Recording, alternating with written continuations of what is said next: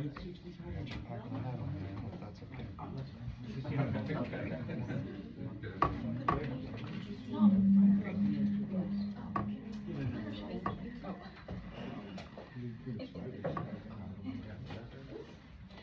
All right, you guys ready to get started? Get it rolling?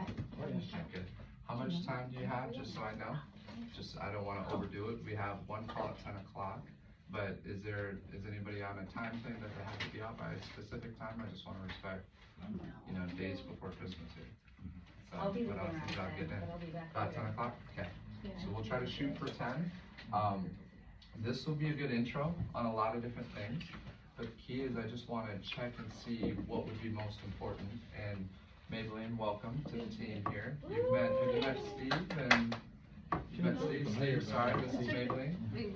Yeah, and Steve's also one of our newer agents as well, so that's why I reached out to you, because I know you haven't had a chance to do contracts training, right? Or even Flex MLS or certain things. So as you try to get that connected, especially as you have some downtime before you actually get to go to the board. So the board does their own Flex MLS training, right? But before then, I want to make sure that you can at least get familiar with some key things. And one of the biggest things you're going to find out is it's very easy to get overwhelmed with all the tools and all the different things that you have to learn.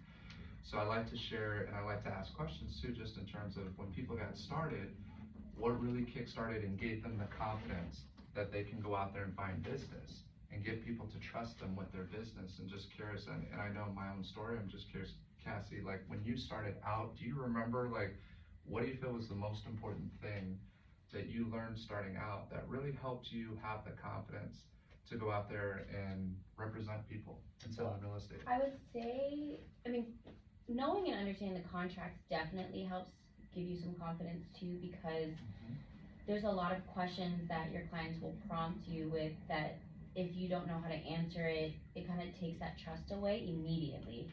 So I assisted before I became a licensed agent, and so I would do transaction coordinating and things like that, and that really helped the consistency of seeing the contracts and the disclosures and the verbiage and reading that. That was a lot of, I guess, the foundation that made me feel more confident going forward with clients, because ultimately that's what they're trusting you with, right? There's a lot of liability with that.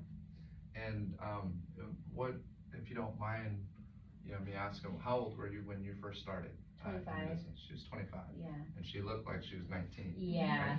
it was And a challenge. No, but it's true. But I remember, and my wife was actually the one that was like, you need to reach out to Cassandra Sutton. The very first time we ran into you in Camp Springs, I remember we were out there, both checking the same place out.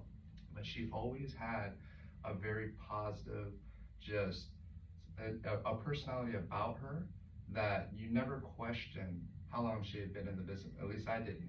She just had this presence about her, and that's one of the things I want you to kind of understand and think about, that it's not about having it all figured out. Now, there are things like the contract that are critical to understand and be familiar with. So you don't have to wait on that. So start the forms that you want to start getting familiar with. The very first one's called the RPA, okay? RPA is what you're going to write offers on. That's the residential purchase agreement. When you get comfortable with that, Laura, anything else different from you? I assume kind of similar, just with your, especially, so Laura, it's been about 7 years in the business now? Is that right, or 10? 10 years? Since I've had my license, it was 2014, but I started assisting and TCing and doing other things in 2011. Right. And I know a big part of why you're here is because of Cassandra's faith in you, and just knowing she's like, this is the girl. The one name I heard more than anybody else was your name. And so I was like, all right, can't wait to meet her. And how was it like when I first met you? Was it the same bubbly? Very underwhelmed. Was it the same bubbly, endearing personality, right? I was a little standoffish with him at Brandon. Just a tad. Actually, I don't know about this guy. I don't know. I think for the contracts, I was, when you're going into that meeting with the client and you haven't really had the confidence knowing you know everything about the contracts, because there are pages and pages and pages, you can't possibly know when you first go on that meeting. Like, you're gonna learn as you do them. But I think for me, like, the confidence came from like having that honest answer if I didn't know. Right. So being like, you know what, I'm gonna contact Brandon, or whatever the Right. answer may be, but having that backup, because Right. when somebody asks you a question, you don't know the answer, you've gotta have something at least there to sound like you can get the answer and be that advisor for them. It's huge. And those are the two beliefs, when we say fundamental beliefs, and this is for everybody. When you go into a listing presentation, when you meet a buyer, when you're speaking with somebody at a birthday party, you're at a social gathering, you're speaking with family, and they're finding out that you work in real estate, there's two things you have to believe. One is you're the best person for the job. You can't second guess yourself that you're not the best person for the job, that somebody else out there is better. They're gonna sense it. They're gonna read it. It's your confidence. And the way that you can know that you're the best person for the job is that you join the best team, right? This office, in terms of your management, your support, what you have, you know you're gonna be protected. Really the key, and that's what good leaders can help agents do, is focus on the right things, right? So also, all of you are great leaders, and you're gonna continue to grow as leaders, and you're gonna help people focus on the right things, because they're gonna have natural hesitancies. They're gonna, anytime somebody's purchasing a home or selling a home, it's one of the top 5 most stressful things that they're ever gonna go through. Has anybody recently gone through it themselves? You weren't too long ago, right? Yeah, it was only 3 years ago. Yeah. Yeah. It sucked, right?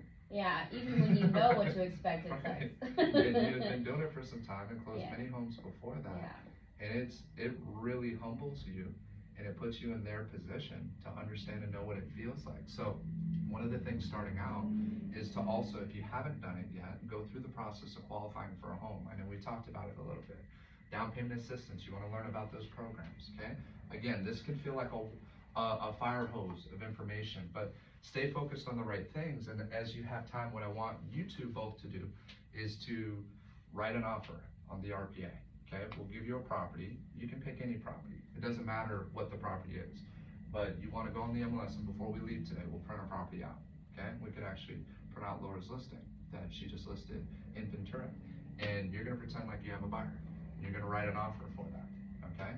And then we're gonna show you just in terms of how to present that offer. Some people, as we've all seen, just email the offer over. Never confirm it, never call, Yeah. never touch base with them.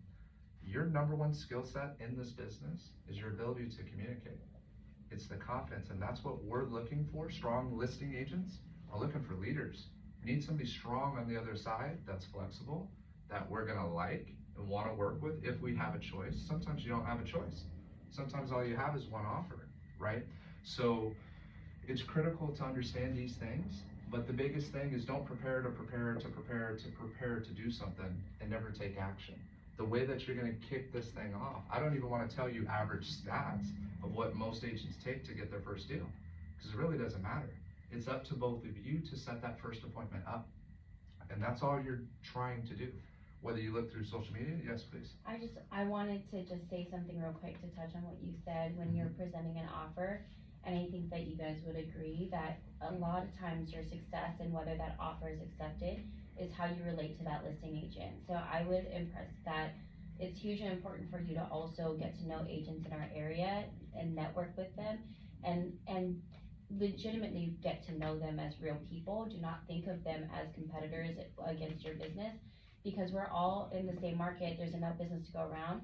It's hugely important for you to just connect with them, because although this market is a little bit different right now, there will be times where you're up against other offers, and that relationship that you have with them will become a big factor in whether or not your client's offer is accepted. Right. And there's a lot of success with agents based on that same factor. So there's also organizations you can join aside from Caravan that you can network with other agents to connect more with them, but that's something that I felt was a really important piece of being successful. It is, 100%. Yeah. And if Thursdays, if you're, especially for camera, able to make Thursdays available in the morning, that's critical to do Caravan. Mhm. So it's Thursdays at 9 o'clock. You wanna get used to previewing, ideally at least 10 homes a week. Now, there's not a whole lot of, at least, today, not a whole lot of new inventory that's coming in. You can check vacant properties out, but you want to have a buyer as you're out there previewing homes and doing that. Most agents are gonna, expect that you have a buyer. It's not always a requirement, but go to open houses. on the weekends, right? Get familiar with areas. You want to start learning the different neighborhoods. The networking is critical. If I would have did that earlier on, I would have had more success earlier on. It took me almost 10 years to realize. I figured that as long as I was good at what I did, representing my clients, that I would be a strong agent, and that's all I needed to do. My dad wasn't very social, at least in the real estate world. You know, he probably had more bad experiences than he did good experiences. He wanted to keep us out of the business.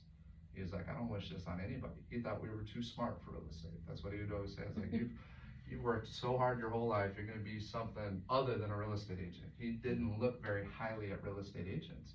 But for himself and how we were brought into the business was we weren't salespeople, that we were professionals, that we didn't pressure people, that we gave them time. We were the opposite of what a majority of our competitors were. And what you're gonna find out, especially as you learn how to become a stronger listing agent, but it's also relevant for a buyer's agent, is you have to separate yourself from the competition. So things you should be figuring out and working on are, what are your strengths? And this is gonna be the most common objection, especially early on. How are you gonna sell somebody that they're gonna trust their biggest investment with you out of everybody else that they know? Some will help you out because they like you. Some will be like, oh, you just got your license, that's cute. Like, I wanna help you out, I wanna be your first client, right? Some will be like that. More are gonna give you space because they don't wanna be they don't want their situation to be the learning lesson for you or for them, right? Some people wanna keep their financials separate and they don't want you to know their personal information. So you have to understand these ideas of trust and how you're going to, you'll see me do it a lot. People are either attracted to you or they're pushed away from you. And it's in the words that you use, it's in your tonality, it's in how you carry yourself. I mean, you all look great and professional coming in on a Friday before Christmas. It's awesome.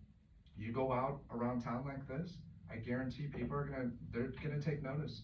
And they'll be like, what do you do, Steve? You know, what type of work you do? Oh, that's great, I work in real estate. Really? What's going on in the market? It's the very first question they're gonna hit you with, right? And then what do you say, Steve? What's going on in the market right now? So buyer's market, you have time to look. Okay, so there's opportunity for buyers right now, right? There's actually a great time for buyers to get really good deals in the neighborhoods they've missed out on in the last 7 years, really, 7-10 years. They haven't been able to buy in Camarillo, especially in specific neighborhoods you can't get in.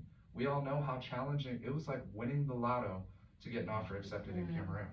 Now if you write probably on any home in Camarillo, you're probably gonna have a 90% chance of getting your offer accepted, making you look like a hero to anybody who was looking at the beginning of the year. But most agents right now, they're listening to the hype and they're backing off because they don't believe that it's the best time to buy a home. They don't believe, they're scared in terms of the prices coming down, and they don't want to be the one that sold it to their clients high. But what we have to do is we have to educate. So the two things that I did were open houses and working home buyer classes. First time home buyer classes, at least once a quarter, you should schedule one. Now starting out, both of you need to attend it, okay? VCCDC is a good reference. A tool that you want to use. It's called vccdc.org. And I want you both to sign up for their first time home buyer class. It's supposed to be an 8-hour class. It'll be about 6 hours on a Saturday, or usually a Saturday, and then they have one during the week. They have one in English, one in Spanish, every single month. I believe it's all done virtual now, so it's actually a little easier than having to attend in person. But once you get that certification, now you actually qualify for down payment assistance. It's a requirement to qualify for the down payment assistance. But I want you both to know about the programs that are out there, because you're gonna see that it opens up your buyer pool tremendously, and it gives you something to talk about. My biggest hook at open houses, when I start speaking to somebody, I'm trying to find out whether they've purchased a home or not. And I'm okay if they say they've purchased a home. Then my next question is, how long ago was that? They say 10 years ago. So that's great. Well, the market's changed a lot. The contract has changed a lot since the last time you purchased. Would you be interested in learning about the market of what's happening today? How to own another property right now? I'm telling you, this is your liquid gold at an open house that you will capture more business. I shared it with a member on Vicente's team. Did nothing for 6 months. The second I shared the secret with him, he started doing it at open houses, you should have a sign-in sheet with a placard that says free home buyer class. Add it. And then people walk up, you don't even need to talk about it, and they start signing in, okay? It's a way of capturing business, but more importantly, it's a way of having good conversations that whether they're thinking about it, they know somebody, it'll be their kid, it'll be somebody else that they want to be educated. Everybody wants free information. And a majority of people who live in this area want to own a home, but don't believe that they can. You're gonna find out how to provide that bridge, that gap.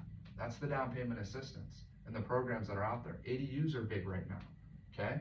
There's another thing, and that's what the gentleman from Peak was speaking about last time. So I just had a meeting just a couple days ago with the general contractor, the one who redid our house, our kitchen and everything else, and did a great job. He's not the cheapest guy out there. He's about in the middle. He's expensive, but he's good. Good quality work, and got it done in 5 weeks. Knocked the whole thing out. Well, he does ADUs, right? He said a garage ADU conversion, this is just good to know, 150,000, okay? Is ballpark what you're gonna spend. Are you familiar with the term ADU? Have you two heard of that before? Heard about it, but not. Sure what it is? Do Yeah. you know what it is? It's like an addition to the property, pretty much. Can be, right? Or you like remodel that's Right. done to a certain area of the house.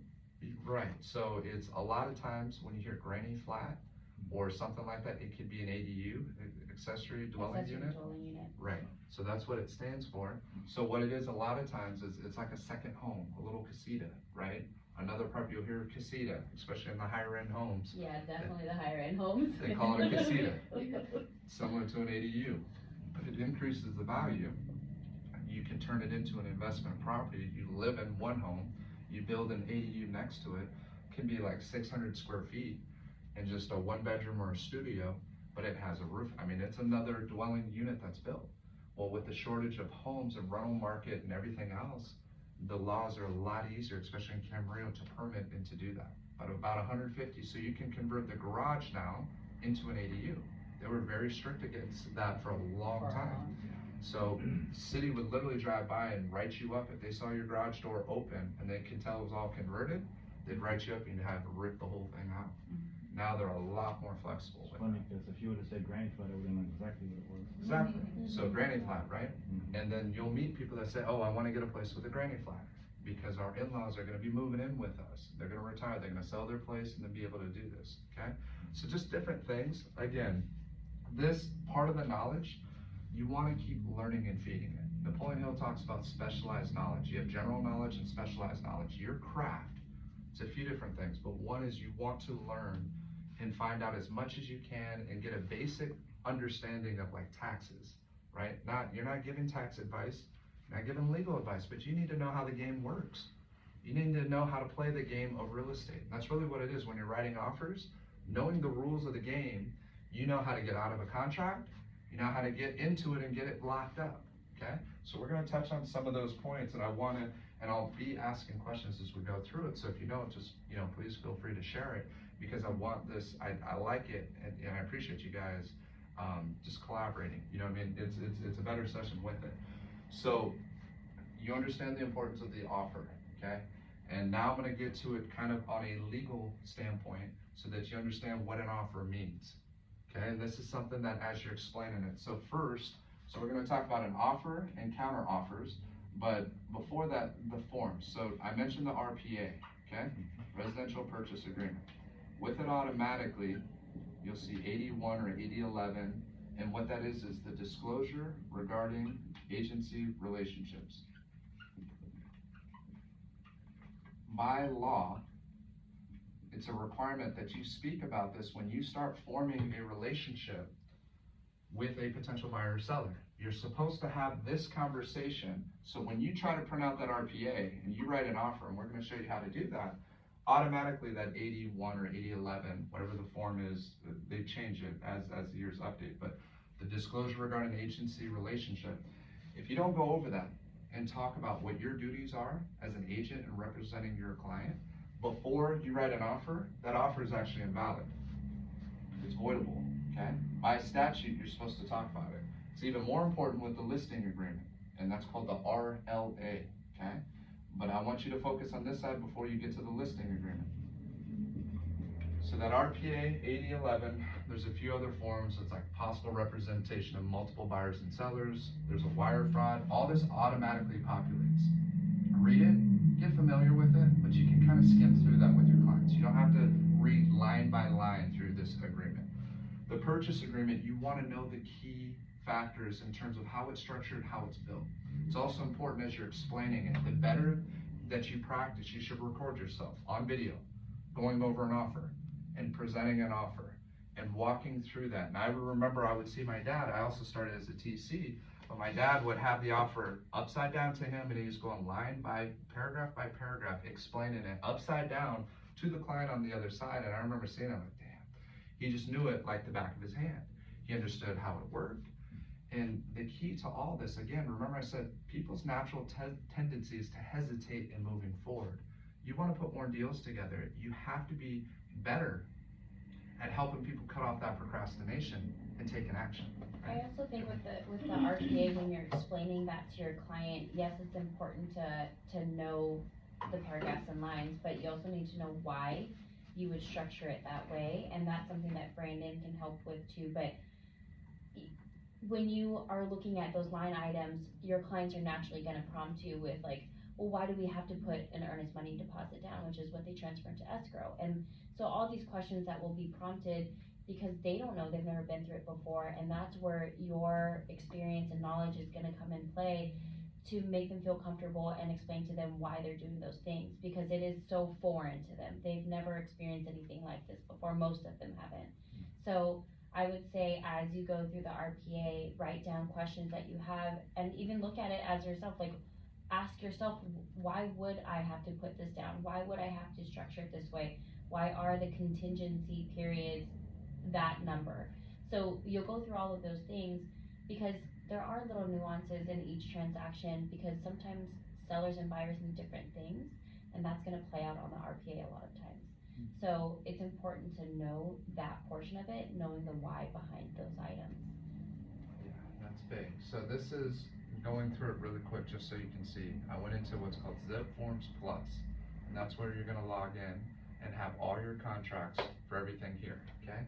And as you go through it, the first one says disclosure regarding agency relationship, okay? Key things to know if you had to explain it. Laura, how would you sum this up really quick? If you're going through the disclosure regarding agency relationship with your client. There's two. Okay. This is the one for the RPA, and this is the relationship between the buyer and the buyer's agent. There's also one that is for the seller and the seller's agent. Right. So the key things to hit, as she mentioned, and so before you actually had to have two of those printed, right? You'd actually have one that said on the top from the buyer to the buyer's agent, and then one that said from the seller to the seller's agent, and then you actually had one of them, the one from the buyers to the buyer agent, also signed when they're submitting the offer. So 3 different disclosure regarding agency relationships. Now it's all on the one here, and it hits on both of them, and it also talks about a dual agency, okay? Have you heard of a dual agency? You guys familiar with that? How would you explain dual agency?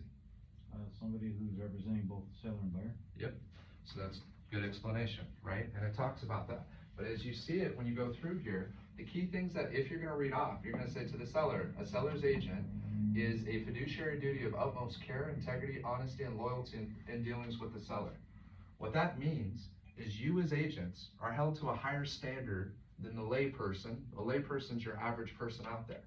You've gone through classes, right? Did a lot of legal jargon and words in terms of understanding what estates are and lifehold estates, right? Things that you're probably never going to use in a majority of time with your I clients. already forgot most of that stuff. Well, good. You want to forget that. So now that you're learning this, you're going to learn how to apply this in terms of putting business together.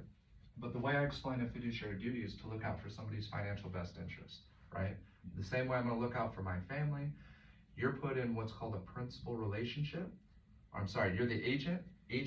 So it's an agency relationship with a principal. The principal is the buyer or the seller. That makes sense?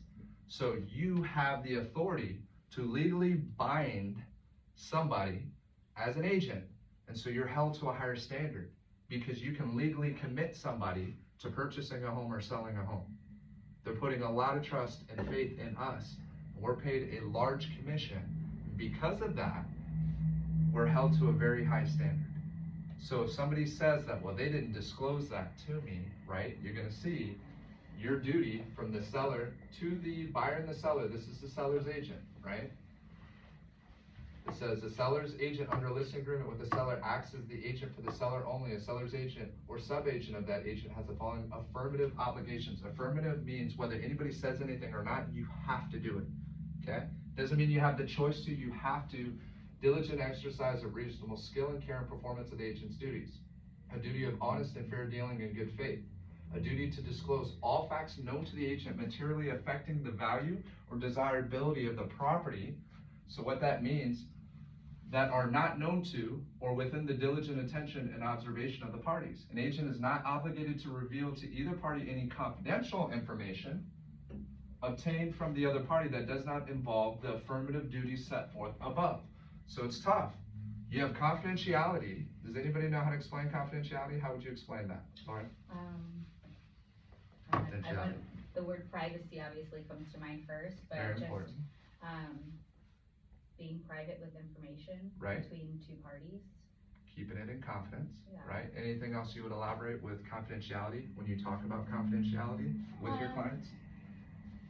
No, I mean, that's pretty much it. Just, yeah, privacy. There's certain situations would probably require more of that, especially when you are in multiple offer situations or with the possible representing both or Dual agency. dual agency. Right. There's another level of confidentiality with that. But it's pretty much just like creating that trust with that you have their best interest and privacy in mind. Yeah. There's a lot of private information shared in this, and there has to be that level of trust because it's a lot of information that no one would really know about them. So it's good that you go through the disclosures for that reason. This is why it's important to touch on this right out the gate, because this is what helps establish that trust between the buyer and the seller in you, where they start choosing you. They have to feel that they can trust you with the most personal information that they have. If you say, hey, I'm willing to pay X amount of dollars, but I want to get the best deal possible, you're hoping that your agent's not going to tell them what the highest number is that they're willing to go up to, right? So part of it, and I used to do this in mediation training, and if you ever get a chance, I'd actually recommend, it counts towards your continuing education. Mediation training through the local group, and it's Conflict Institute, I believe. Here, it used to be called VCDS. So if you still type in vcds.org, something you're eventually going to want to do. And the skill set in terms of what it helps you with is critical. So what I would do in a mediation training is I would say, we're walking inside the cone of confidence. Everything talked about in this room stays here, okay? If you want me to share something with the other side, I'm gonna ask you for permission to do that. Don't you believe that instills confidence and trust? That if I say, is it okay if I share with Cassandra that you're willing to pay up to $500,000 for this home, right? Is that okay? And then they say, yes, please let them know that. And they may even say, even let them know if that's not high enough, please let us know because we want to counter. They say that, it doesn't make you look strong, negotiating wise, but you're asking for permission and you're already starting the conversation that way. So confidentiality is protecting certain information that could hurt your client and give somebody else an advantage, okay? So fiduciary duty, you have a fiduciary duty to look out for their financial best interest. All right, now representing both sides gets very difficult because it's very challenging, and I want to talk about this at a home buyer class or a home buyer workshop. So you've heard it's best to go directly to the listing agent because the listing agent's going to get paid 2 commissions and potentially will give you a better chance of getting your offer accepted. The question I'm going to ask them is, when they were hired, do you have to go? In a minute. Okay. When I'm going to ask them, if my job and my fiduciary duty, Cassie's the seller, and she chooses me and she hires me out of every agent out there to represent her, what's my job for her? What would you assume my job is? Without asking her questions, what would you assume, Steve? What's my job for her as a seller? Well, that's tough because if you're representing both, you have. Well, without that yet, I'm just saying as a seller, right? As a seller, she's the seller, I'm the listing agent. She hired me, we have a RLA signed together. I have 6 months to sell her home. I'm listing the home. You walk by the property and you start talking to me about the home, right? So what is my job for her as a seller? You get her the best possible price. Exactly. Make her every dollar I can, if that's her intent. Sometimes their intent is just to move the property as quickly as possible, the home's paid off, they've already made enough, they're not worried, they don't wanna pay capital gains, so they wanna sell it at a fair price. So timing's more important. But for a majority of people, they want every dollar they can get, right? So if I start saying, and we're listed at 600, and I start saying, well, she may take 525, especially if you work with me, right? Is that looking out for her best interest? No. I'm probably breaching my fiduciary duty, and my duty of loyalty is another duty, to be loyal to my seller. So what you wanna speak with buyers is let them know, so now and I always say, put your seller's hat on. You're a seller, right? And you hired this agent to represent you, how are you gonna feel about them? Now representing a buyer who comes in, first day on the market, says, I got a buyer over here as well. They'll give you your price, or they'll give you 10 under. Do you think one of the sides starts feeling that this person may not be looking out for their best interest? That's where liability goes through the roof, okay? So we're not gonna say you can't do it, but especially early on, you need to make sure you have a mentor on any transaction. But when you're looking at dual agency situations, people look at it as double the money. It's quite a bit in terms of the liability. And I would actually say you're safer staying away from that early on before you get into it. Believe you got plenty of time. So don't rush into it, yeah.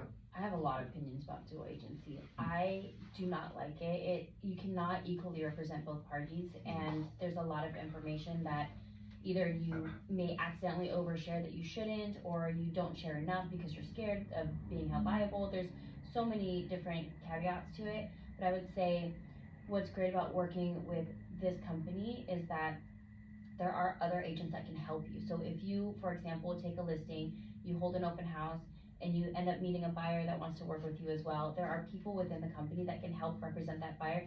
Technically, it's still dual agency, but you have another person, because we're under the same brokerage, but you have another person that has a different outlook that can represent them in a better way than feeling like you have to be that main person for both people. So we did that at Yeah. Remax. I had an open house, it was my listing, and this guy walked in, and funny story, he shows me his phone, and he had $800,000 in the bank, and I'm like, I don't know if that's a screenshot from the internet, I don't know what that is. I'm like, this sounds kind of shady, and so I called Cassie up, and I was like, hey, I have this buyer, and of course I'd love to represent both sides and get paid on it, that'd be wonderful, but I didn't feel comfortable, so I called Cassie up, and I gave her the buyer and said, just, here, you can write an offer with him, and that's it. Cause the liability, and you just don't ever want it to come back, and it's not worth it at the end of the day. Well, and your business is built on that retention of your clients feeling grateful and happy that you did a great job for them, and you don't wanna give them any reason to feel like maybe you didn't. So even though it sounds great to make double the commission, there are ways also to refer them anyway, you get part of that commission anyway, to refer them to another agent that can represent them in a better way.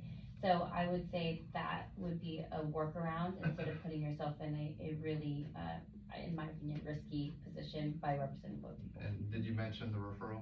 Yeah, the piece of referral it? fee, So a lot of times you can still get a 25% referral, or Right. whatever referral you agree, it's all negotiable, right? By handing a client to somebody else, now you know they feel they have representation, because you're still technically still a dual agency. Yeah. Because you're under the same brokerage, right? And so the broker owns both sides, so we still have to disclose that we're both on the same. So it's confusing, because a dual agency and a dual agent, there's actually, if you personally representing both sides, or you working with another agent within your brokerage, at least insurance-wise, they still look at it as the same amount of liability, which is crazy, right? Because now you have two different professionals. So you're still gonna have a stronger case, but the liability is still there. But you alleviate some of your liability by referring it, because now it's a harder and a weaker case for that client to make that they weren't represented. But they could always try to say, well, they're in cahoots, they're friends, they're this. So you have to be very careful at the inspections, how you set things up, how much you talk about the other agent, and how much you know about them, right? And as well as social media, are you in post with them all the time and showing that you're working on the same team? So just certain things that it's always better, it's called informed consent, to inform the client. That's why we do these disclosures. They know everything up front and they make a decision. So you're gonna see that's how the contract part of it works. And Quick question, does that still since, like, somebody in Ventura works for Century 21, it's still dual agency if I'm Still working? dual agency, yep, still considered a dual agency. So again, on the broker standpoint, they still have the same amount of liability. You'll run Yes. into that a lot with Century 21 because there's so many offices and so many agents Right. that you'll run into the dual agency disclosure a lot more. Mhm. The office we were from, there was only 5 of us, so it was rarely an issue, Right. but you have a big umbrella of agents and you'll run into that disclosure a lot more often. Yeah, and it's likely gonna help you put your first deals together, being a Mhm. part of an organization like that. That's Yes. how, for my wife, she got her offer accepted by Christie. It was an FHA buyer, which is kinda low on the totem pole, just in terms of as you're ranking how strong an offer is with risk versus most amount of risk versus the least amount of risk. We're gonna teach you about all that. But basically took an offer that had little money down, and then she got 2 cash offers later that day, right? But because we're all part of the same company, and her mentor was in the same office as she was, presented the offer first thing that morning at a meeting like this, property hit at 9 o'clock, writes the offer at 9 o'clock, presents it first thing in the morning, 8 AM, gets the offer accepted, does a favor, and that helped kickstart her career, you know, cause then she did, I don't know, like 4 deals in 3 months in 1 summer, which is more money than she would have made working all year round, you know, as a teacher, doing what she was doing just in those 4 transactions. So I was like, see, better than summer school. Yeah. Get a little bit more flexibility here too. But So that relationship is huge too. it is, and you're gonna see that happen here, and you're gonna see agents help each other out and do those things, and we try to encourage that as much as possible, okay? So really quickly, on the offer, so just remember this, when a seller, so you're the seller again, right? You're gonna be the buyer on this, okay? So, we'll actually say your listing agent, your buyer's agent. You have a home listed, just pick a price. What price do you have? $850. $850, okay? You write an offer, first day on the market, what are you gonna write? First day, they love the home, they've been looking forever. Today, Yep. in this market. If it's the first day, I'd probably write full price. Good, Yeah. see, I already like how you just said, first day, so you're writing full price. So you're gonna say yes to it? In this market? In this market, yes. Heck yes, right? Not Absolutely, just I'll take yes. full price. So first offer, full price, okay? And we'll make it easier, we'll say it's non-contingent, okay? So, Laura writes an offer. When she writes an offer, that's the RPA, she's gonna have that all completed. She's gonna send that over. She's typically gonna send it over with a few items, and we'll get into those details later. But if Cassie says yes and accepts it, so she has 3 choices. What can she do with that offer? What can you do? What are your options? If we accept it, Before accepting it, what can you do, right? So acceptance is obviously one right, option. we can counter You them, can counter it. What else can you do? we can reject it. Those are the 3 things, Yeah. okay? So you either counter it, you reject it, or you accept it. When she writes an offer, she gives the listing agent, the power to bind her and lock her up, okay? Now, when seller accepts the buyer's offer and says yes and signs off, doesn't counter anything, sends it back to the buyer's agent, when is the offer accepted? When they confirm receipt. Okay, so confirmation of receipt is a great practice, but it's actually technically the second she emails it over, as long as you know an email didn't bounce back, yeah, that's the great I practice. think that's what the test said. The Yeah. test is Like, confirmation that's of what I receipt, Hey, right? listen here, sir, no. According to the test. Yeah, we you could- better yeah. confirm that. Practice-wise, you wanna do that, right? Yeah. And believe me, I've had this call with the DRE many times to confirm it. Well, I So- only think that because what if an agent's like, oh, I never received it in my email, it's like, but you You did. always, right, because you it know? didn't bounce back. Right, And you saw that it was I know. sent before, and they responded back to the prior email. They never said, hey, I never got it. So we as agents who've been doing it for some time are still built and ingrained that we need that confirmation of receipt. There's Mhm. actually an initial for it, right? And so you wanna see that initial, and everybody says that's the date in terms of when it is. It's actually the email sending the response back, okay? So which when that this offer. is important to know, Yeah. because there will be situations that come up where an agent might leverage your offer against someone else's, and then depending on how that plays out, they're gonna go back to, well, I got this offer first, or we accepted this other one because you never got it back to me. This is really important to know because of that. So Dotloop, if you use Dotloop to send a document, it actually will timestamp when the person opened it. Right.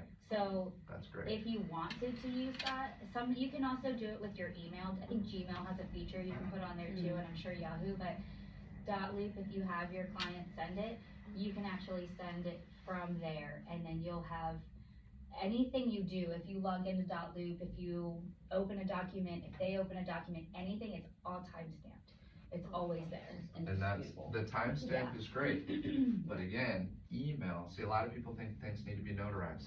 Yeah. An email can be just as sufficient as an offer, because the email's sent through. So the reason why this is important, because if there was the confirmation of acceptance requirement on her part, on the buyer's agent part, then she could drop the ball by not getting that signed before Right. another offer gets signed. Yeah. Say so there's two types of counters, and we'll get into that. But the timing piece is critical, because remember, in order for her to accept the offer, she has to have her seller's initial it. So it's got buyer's initials, it's got seller's initials on everything. No counter, they just signed the original RPA. The original contract has buyers and sellers, everything signed. Once she emails it back, Can I you scroll go, down yeah, to please show do. you? Sorry, I'm a visual person. No, I wanna that's see this good. contract. Once she emails it back, without her even confirming, that seller's locked. That's critical to know, just like I mentioned with my wife's situation. They accepted an FHA offer. Now they get higher offers, so higher than 850, and 875 comes in 2 hours later, but that was already sent back, right? But they get an 875. Now what can that seller do on a standard sale? We're not talking contingent, but what can a seller do with that 875 offer? Do we know? Can they accept that? I wanna say no, but I don't remember. They're locked in, Yeah. okay? So they're locked in, so that's why strategically from a buyer's side, we wanna typically, if we can, shorten the expiration. It's normally you get a 3-day expiration, so that's important to know, okay? You write an offer, you get 3 days. On the 3rd day, it says 5 or 6 o'clock, I think 5 o'clock? I think it's 5. 5 o'clock on the 3rd day it expires, okay? So explaining days is important. So days, and all these definitions are at the back of the contract. It's almost on page 14. So if you look on here, so as you scroll and you see there's a buyer's signature, you have if more than 2 sellers, and then you're seeing seller SCO or SMCO. That's your different counters. So we talked about offer sent, they accept it, they send it back, you're locked, right? We talked about that.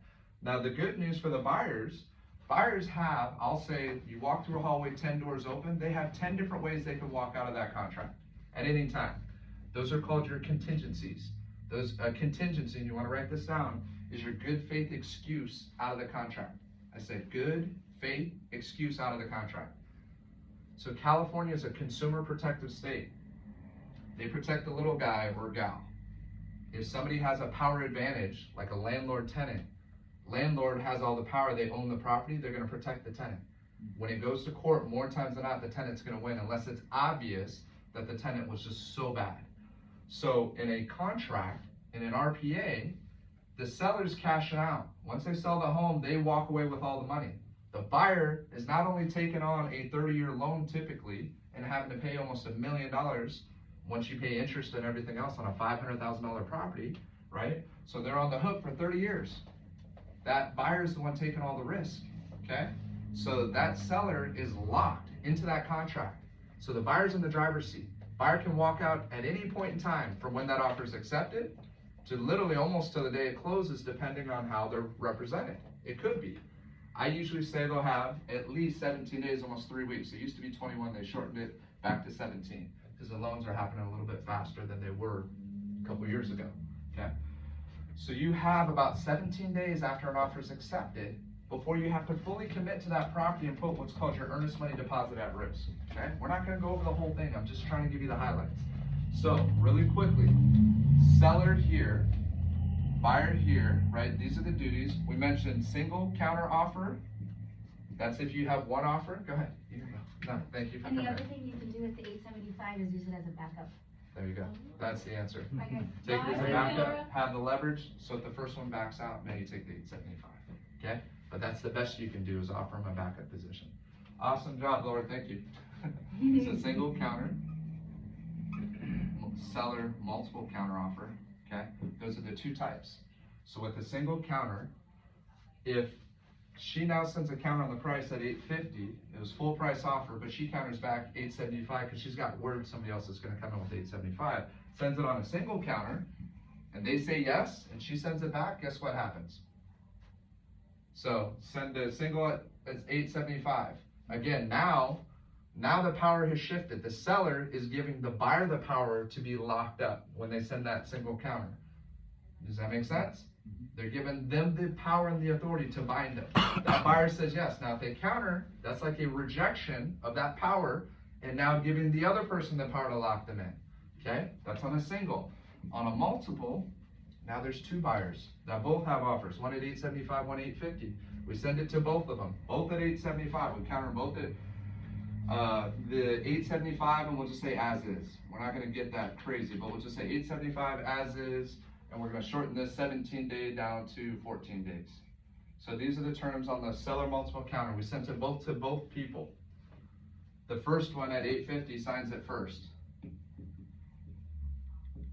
The second one signs it an hour later. Who gets it? And this is a seller multiple counter. This is the difference, not a single counter. Single counter, the answer would be the first one who signed it. Multiple counter, there's a third box. You'll see it on there when we pull it up. We're not gonna, because we gotta go in and out. Yeah. But there's a third box. Seller initiates that multiple counter to the buyer. Buyer signs it. Both buyers both said yes. Neither of them countered it. It's not based on timing now. Seller gets the final say because of that third box. Does that make sense? So that's the power. This is another protection for your seller. So they're not committed when they send a counter out. They get the final say.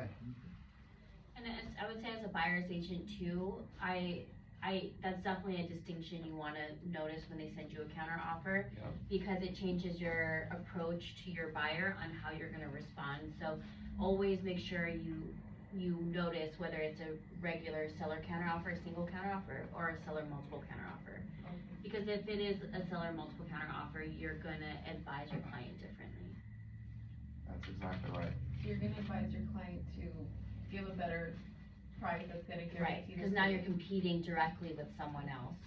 I've heard also that they request us sometimes to write like a little paragraph about them and their family. Is this the reason why? I'd love your take on this, because, I do it every time. So Okay. people say not to, liability standpoint for right, discrimination. which is newer, I would say, Yeah, ish, they've with the been- disclosure, it's Yeah, newer. but they've been saying it since I started, True. almost 20 years ago.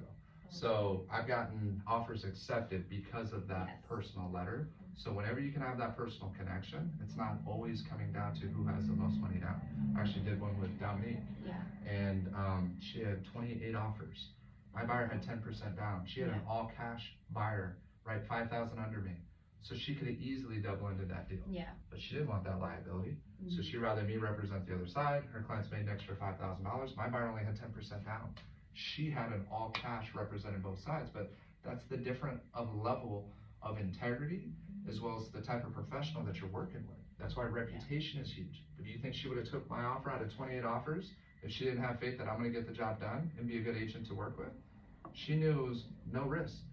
I'm as good as a cash offer, and I'm not trying to say it cocky, it's the No, reality of it's it. huge. Your integrity and your reputation in this industry will carry you for years, because people would rather work with you over someone they don't know, over someone that maybe they've worked with before that didn't have a good experience with, because they expect you to communicate well to your client and set expectations with your client to keep a smooth escrow. So Yeah. there's always gonna be bumps in the road, there's always gonna be things to overcome, but how you communicate that to your client and how you navigate those waters with them makes a big difference on the success of the transaction. And a listing agent would take that over a gamble of someone they don't really know.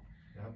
So long as there's not a huge financial difference. Right, that's exactly right. If it's close, it's gonna come down to the agent. Yeah. And I'd actually say it's more important to have a better agent than even a better buyer. Because you can have an all cash, which people think, oh yeah, why wouldn't I go with all cash? Well, because they're all cash. And their head is this big. Right. And they think that they can get everything that they want. Or if you have somebody who's got 5 or 10% down, is scraping by to get into their first home, and this is life changing for them, you think they're gonna screw around?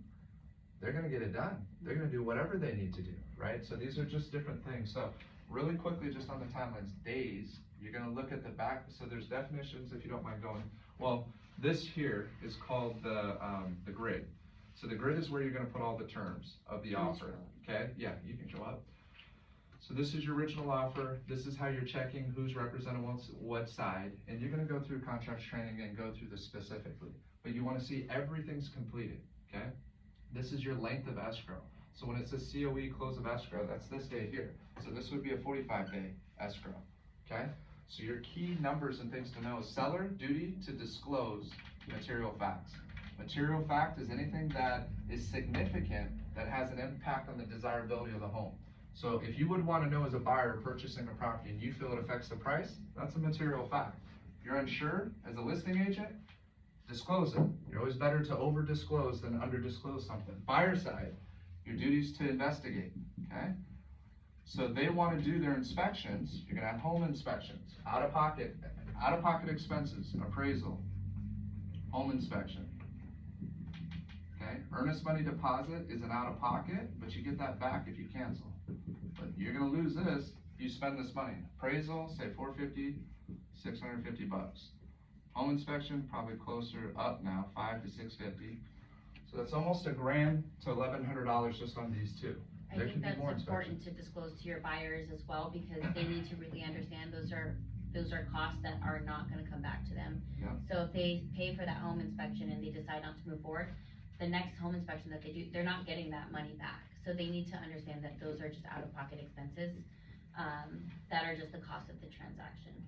Absolutely. And that's a cost that The buyer pays for. the buyer pays for when they're going into escrow? Yep. Yes, so the appraisal is on the lending side, the lender will order that through the appraisal company, but that's still they will ask the buyer to give them either a credit card number to pay for that immediately. So that fee is not wrapped into their closing costs or anything, it is usually an upfront fee that they pay. So, Quick it's, question. go ahead. With the home inspector, does the home inspector of the buyer, and he fails to disclose something? The home inspector, Mhm.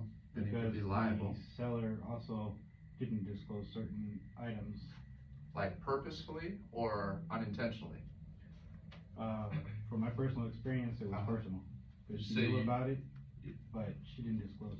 If they knew and you can prove that they knew, it's Mhm. not opinion, you have facts that prove that they knew about it and they didn't disclose it, then you got something there. And even the home inspector gets in trouble too? Can be, they carry insurance. So this is why you wanna know, we have a list of home inspectors that we encourage our clients to call them up, get sample reports, get a feel for who they want. I have somebody who I've worked with for 20+ years, starting out as a new agent, they always say give 3 recommendations of a loan officer, give 3 recommendations of a home inspector. That protects your liability. And you wanna show it in email form, always put it in writing. Everything you do, put in writing. Email or text is still sufficient. Email's better though, cause it's date and time stamp. It's harder to delete that as well. You wanna print that and keep that in your file. So you heard Dotloop, that's a system that we use to keep track of everything. You wanna upload that stuff. Anything that could lead, that the liability comes up front, towards the end, and around the 17 days, okay? Those are your 3 spots that people get froggy. People start questioning intentions and loyalty and disclosure. So seller, duty to disclose known material facts, known, okay? You have to prove that they knew it. Then for the buyer, it's our duty to investigate.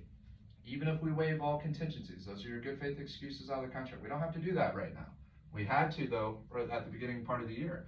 Even if you remove all your ways out, you still wanna do a home inspection, okay? Your 17 days, you have the right, and it says it in the RPA, that you and your buyer have a right to investigate. And that seller has to make the house available to you. Not necessarily at the exact time that you want it, you still have to coordinate with them. But during that 17-day window, they have to act in good faith and allow you to investigate the property. If they don't, that's acting in bad faith and you're gonna have a case if you need to move forward and close the transaction because your client loves the home to go, potentially after that seller. But they can't drag their feet. Everybody's gotta act in good faith. That's why those terms are in there. What Okay? happens if, the material facts weren't disclosed and it was found after they've already gone through the purchase?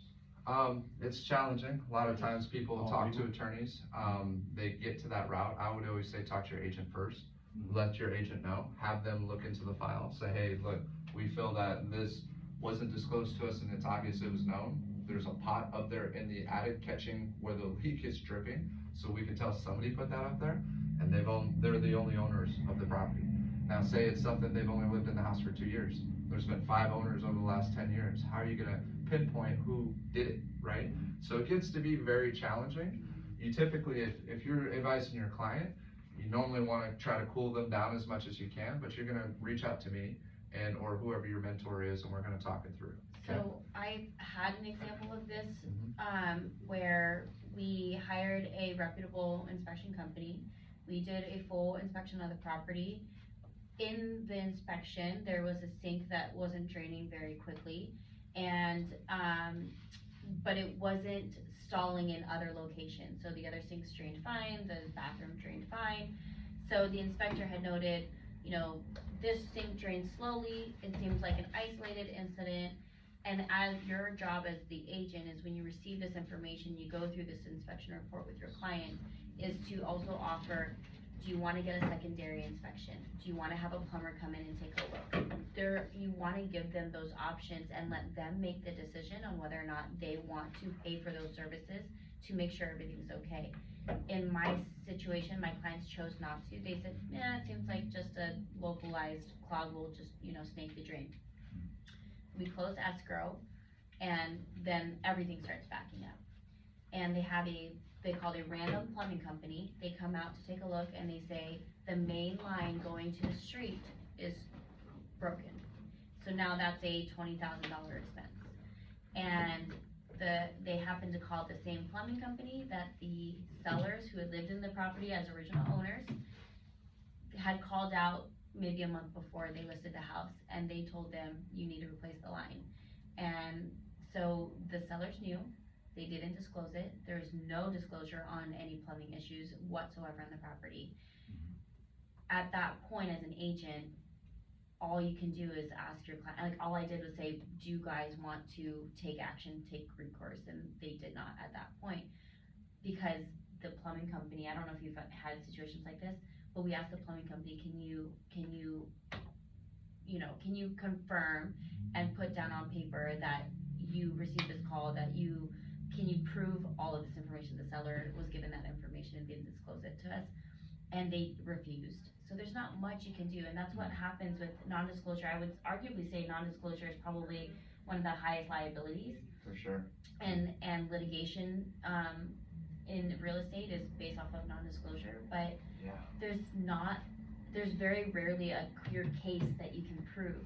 So as the agent, you just have to go in and give them as many outs and as many options as you can, so that if it happens, you're not gonna be held liable for that. Right. So even though you're getting a full inspection, yeah, you just wanna say, He's got the plumbing, he's got the leaky roof, he's got black mold in his lid now.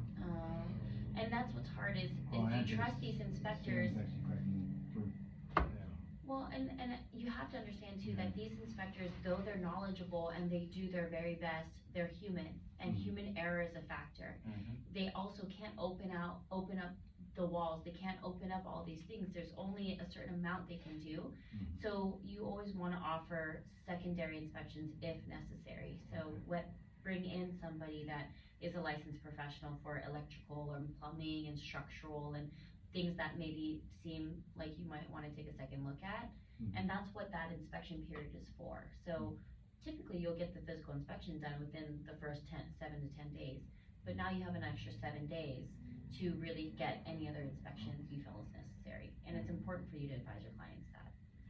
You wanna do it up front. No, that's great. Thank you so much for. I'm like, whatever will keep you out of the liability portion of it. But great questions and great answers, and it's important to understand, like I said, kinda how the game works. I hate to call it a game, cause it's very serious. But when you understand what's customary, you understand kind of the normal approach to things and how to handle, your job a lot of time is to diffuse these situations and keep people from saying, oh, well, no, you told me they have a duty to disclose. They didn't disclose. They lied to us, right? It was fraud. You're gonna hear the fraud word thrown out. and you're gonna hear it. And so that's also why you have your CREST policy, we're a CREST brokerage, that gives you an additional $50,000 coverage for your sellers when they list with you, okay? And you wanna talk about that and put CREST, C-R-E-S, and that's with the home warranty. You wanna encourage your seller to pay for that home warranty. But your home inspector, how you both set the expectations with your clients about what a home inspection is very critical. It is not a scientific forensic analysis of the entire home guaranteeing that the home is in perfect condition. Our job as sellers or buyer's agents or listing agents is to make very clear to the buyers that you're not buying a perfect home that is, new construction. This is an older home that we're doing this, and they're a jack of all trades, master of none, and they're gonna point out any red flags that they see, that they can visually see. Sometimes things are in the way, and they're gonna note that and say, garage was full of stuff, I couldn't see it, so I couldn't tell you. I couldn't test the plumbing because the plumbing wasn't on, right? Or whatever it is, they're gonna note all of that, just like you're gonna do, which is called your AVID, your Agent Visual Inspection Disclosure, and you have a duty to do it, ideally within the 17 days. You're gonna do what's called the AVID, these are the CYA, cover your end, right? And what's called the VP. These are the two things you wanna do to keep your duty, your fiduciary duty of utmost care and looking out for your client. And the agent visual inspection is just gonna be a walk through the home, and you're gonna learn more about this. And I voice record as I'm going through. If the client's there, then I'm gonna write it down and put notes down and just show that I visually look through everything. I don't have to test anything, but I visually need to look through and show proof that I walked through every room and around the entire house and through the whole backyard, front yard. You wanna show proof and just note, okay, trees, bushes, right? It's kind of vague, it's a CYA, but it's showing that you did a walk through the entire property. So that if something should have visually been seen and known about, it's gonna be really hard if I write about it for them to say I didn't disclose that to them. This is how you cover yourself, okay? It's these two things. For the seller, it's called the TDS and SPQ. Again, these are more forms you're gonna get familiar with. The offer is the key. So days, just so you know how days work, and you'll see the definition.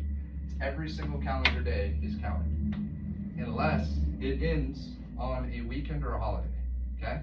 So if you have, let's just say 7 days for the seller, or actually we can even talk about the offer. We said it's good for 3 days, and it expires on the 3rd day, right?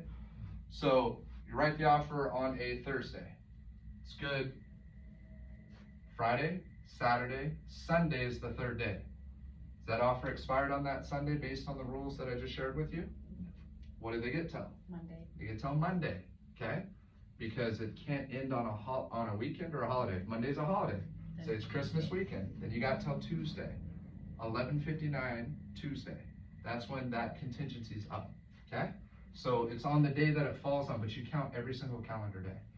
The day of the acceptance, the confirmation of acceptance that Cassie was referring to, that is your day 0 for your timeline, okay? Your next day is day 1, day 2, day 3.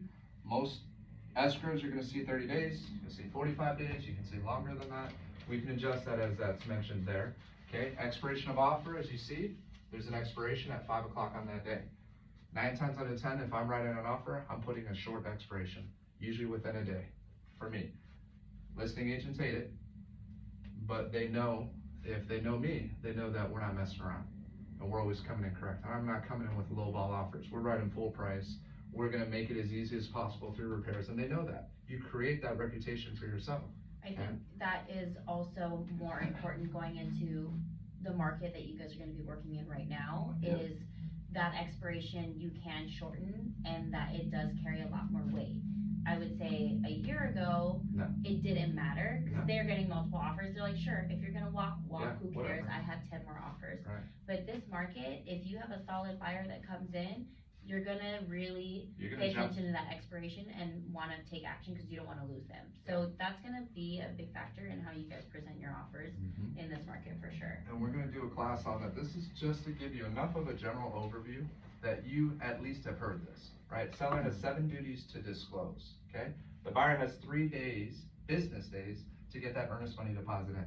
So if they write the offer on Thursday, and Sunday escrow is closed, that's where they have to submit that earnest money deposit, which is typically 3%, so at $850, that's over $24K, okay? It's a lot of money. That has to get wired into escrow, which is a neutral third party. They don't work for the buyer, they don't work for the seller. They need to stay neutral, okay? So it goes into escrow. It's another, escrow has a few definitions, but one is an actual entity. That's where they're gonna hold the money, the 24K. And then if that buyer backs out, they don't just automatically release it. Both buyer and seller have to agree to it. Both buyer and seller agree to the releasing of the money, and if it's all done within the 17 days and we haven't removed all of our ways out of the contract, it's gonna be very hard for the seller to make a case that they're owed any money from that earnest money deposit. So you as a buyer have never, in 150 plus transactions that I've closed personally, have lost a dime in earnest money deposit because I know the contract, I know my time frames, and I don't do anything last minute. I do everything up front, as Cassie mentioned. You do the inspection within the first 4 days. You do it in the first 4 days, you'll have the report in 2 days. Within a week, you have 17 full days before you have to remove that inspection contingency. So you have 17 days to inspect. So I make it very easy for people to write offers if they're like, well, I don't know about termites, I don't know about this, should we ask about that? I said, no, I have to coach my client. Say, calm down. Because if we ask for all these things now, you need to trust me that we have 17 days before we fully commit. And we get to investigate and they disclose and we ask the questions and we go through that process. But if I do it up front, you sound very needy and like the type of buyer I don't want to deal with or the type of agent I don't want to deal with, you're not going to get your offer accepted. Yeah. You see what I'm saying? So there's a lot of coaching and setting expectations on our there's two side. major negotiation points. One for getting the offer accepted, and the second would be around that 17-day point when you have all that information from your investigations. Then there's something that you'd refer to as a request for repairs. Especially going forward in this market as well, that is going to be a huge negotiation point for your clients to give them that peace of mind. Like, let's just get into escrow and do all of these investigations and our due diligence to make sure we find what we need to find. But then at that point, let's review that. And if there are items that you're concerned about, we'll ask for them, whether that be the seller actually do the repairs or you ask for a credit. Regardless though, that's within the time period so that if the seller says no, your buyer can still back out and they don't have to move forward if they're not comfortable. So there's gonna be that important time period where that's gonna be a second step of negotiations, and you can tell your clients that up front.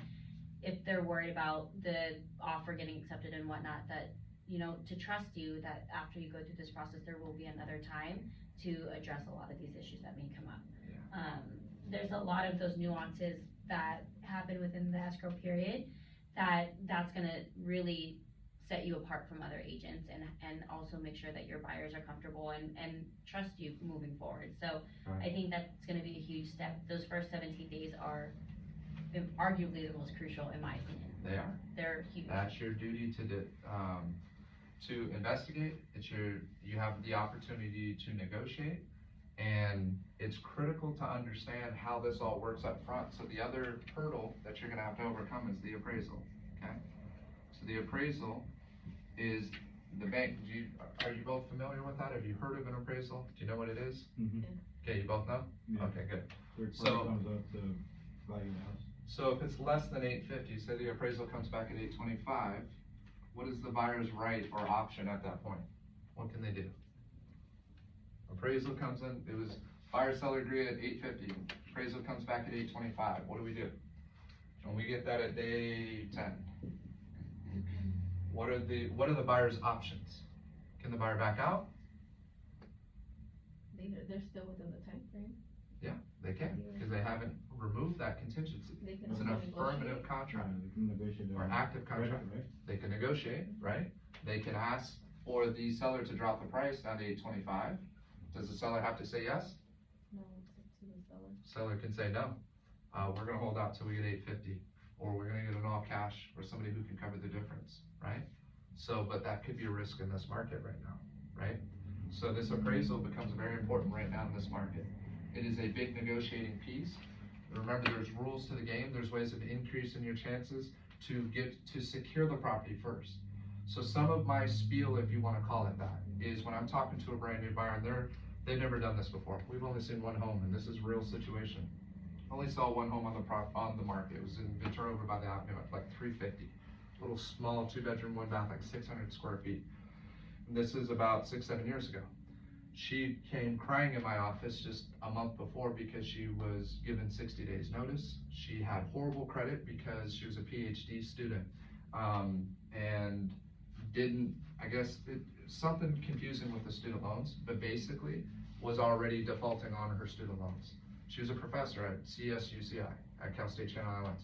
Great person, but coming in just terrified because she knew she missed out on like 16 rentals before she got this one secured. Now she's gonna be homeless and she doesn't know what she's gonna do. Luckily, she was able to co-sign with her mom. Her mom helps her co-sign. We see one property. It just hit the market. I knew there was nothing that was gonna be better for her right at that price point. It was at $350. And she's like, but I've only seen one home. I said, do you trust that I know the market? And she said, yes. I said, well, I'm telling you right now, there is no better property on this market than this property right now. So we can go see other homes, we can check other places out, but really you have nothing to lose by writing an offer on this property at a price that you know you can afford, which was full price at $350. You know you can handle the payment. You know it fits what you're qualified for. It fits your need. It was just her. So, and she loves it. It was the perfect home for her. She lived over by the avenue, you know, prior to that. And culturally, everything, it just fit really what she was looking for. And so, loves it. I'm the hero to this day because of this situation. But her very first response was, well, I've only seen one home. How do I know that this is the right house? I said, you gotta trust me that I know this market. As well as, I'm taking the pressure off. You got nothing to lose by writing on this one. If they say yes and they accept it, we're locked up for 30 days. We have 17, at that time it was 21 days, 3 weeks. We have 3 weeks to know exactly what this home is about. And if we find something that we don't like, or we find another better property, which you shouldn't in bad faith be doing this to still be looking elsewhere, right? So I don't want to teach that. But what I do want to teach is I'm going to take the pressure off of my clients so they know, well, let's secure this home. Something better comes up in the next 3 weeks. I can still get out of this, and all I'm going to lose is my out-of-pocket. Does that make sense? So how do I make it easy for them to write that offer? Take all the pressure off that, hey, we still have 3 weeks even after they say yes, cost you nothing. Let's find out what it is. And this is true in terms of when I'm helping a buyer write their first offer. Because the numbers you want to pay attention to are, when you meet somebody for the first time, how long does it take you to meet with them face to face? Like in the office or show them property. So you want to track that metric. First conversation with them to meeting them face to face. You want to win in real estate? Meet them in the office face to face, and you will win in real estate. You should be setting one of those appointments a day. So when you have time to make calls, your goal is to set 3 to 5 appointments a week. Do whatever works with you. If it's one a week, that's still better than 90% of the agents probably in this office and other offices out there. Meeting with one prospect a week. You get in the habit, you meet people face to face, you're gonna win, okay? And then you're gonna have the support around you that are going to be able to discover, ask the questions, coach them through the process of owning a home or selling a property. So all you're trying to do is set the goal. So keep track of how long it took to meet them face to face. Then you wanna keep track of how long it took to get them pre-approved, pre-qualified. Then you wanna track how long it took to get them to write an offer, okay? From when you first spoke to them to when they first wrote their offer, because if they write an offer with you, what are the odds that you're gonna put them in escrow? In this market? In any market. In any market, I mean, highly likely that you'll get them in escrow. That they're gonna work with you. Yes. If they write with you for the first time, more than likely, they're gonna work with you and you're gonna get them into escrow. Whether it's the first one, second one, third one, however many homes you have to write on, and in more competitive markets, could be 5 to 10 to 15 to 20 times that you're writing. So you have to figure out how to set proper expectations, but get them to write. And that's the thing agents can't do. They struggle with it because it's so overwhelming. I also think that sometimes as agents, you're going back and forth between knowing what you need to do is get them into escrow or get them to write an offer, but also like catering to their needs and wants and listening to their feedback and the emotion that they have involved. It's a highly emotional transaction, highly emotional process for buyers and sellers.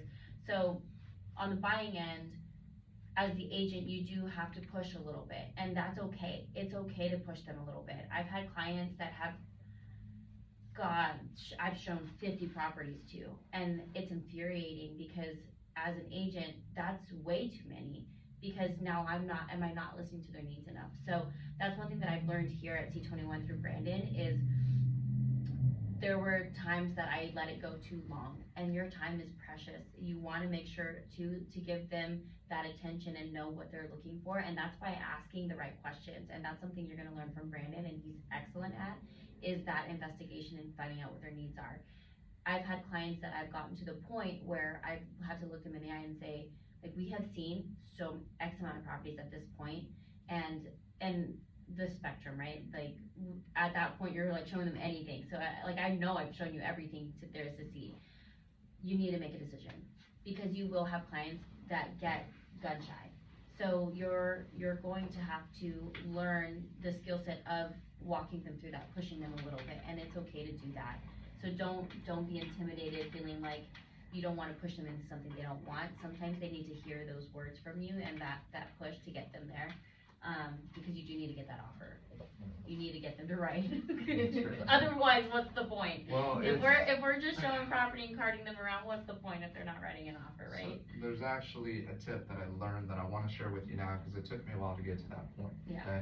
It's called the shiny penny. Have you heard of the shiny penny? Mm-mm. Okay, so the shiny penny is the property. So if you're looking, so say your buyer can buy between 5 and 600K.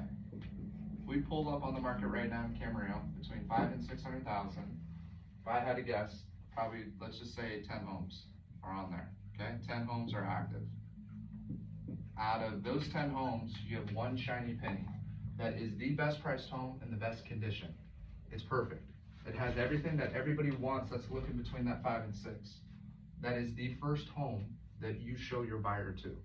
And you work the listing, not your client. Getting worked by the client is showing 20, 30, 40 properties. And you're gonna learn about crystallization through peak agent training and these other things that we teach that are very important to understand. Is this client just wasting my time?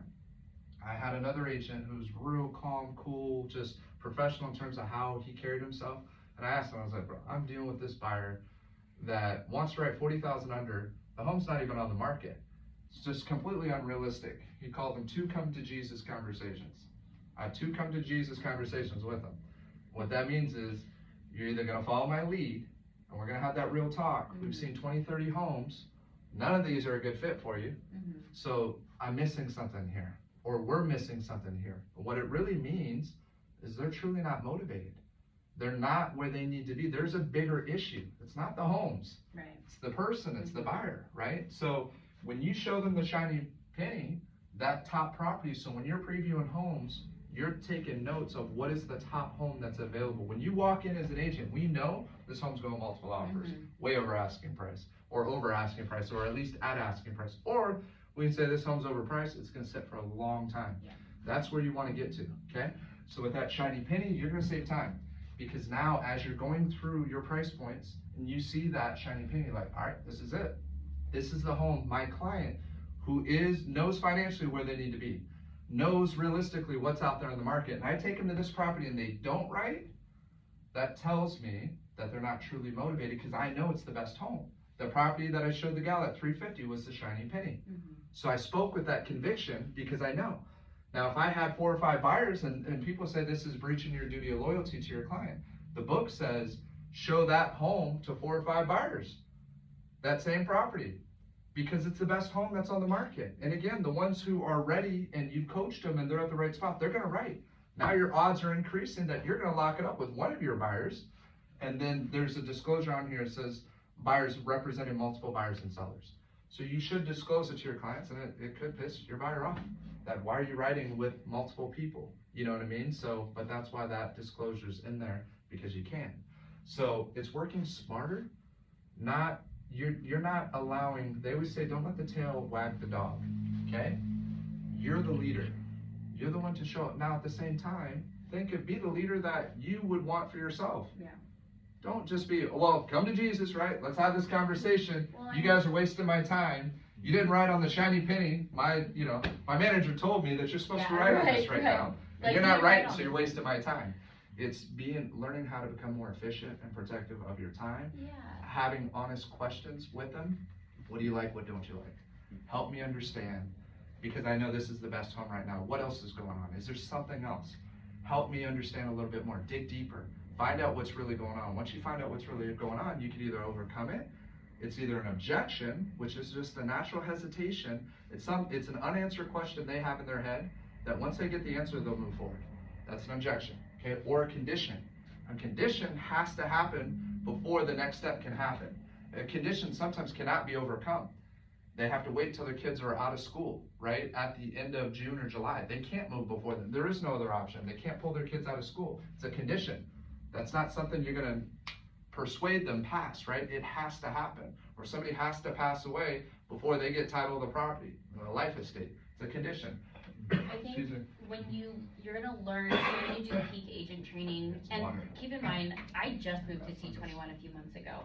I was with Coldwell Banker at first, and then Remax after that, and I was at Remax for 6 or 7 years. And the training that you're gonna get when you go to peak agent it's another level of professionalism that I wish I would have learned early on. And that really is when you're sitting down with a buyer, I would say like, oh, what are you guys looking for? You know, how many bedrooms, how many bathrooms, how big of a home do you want?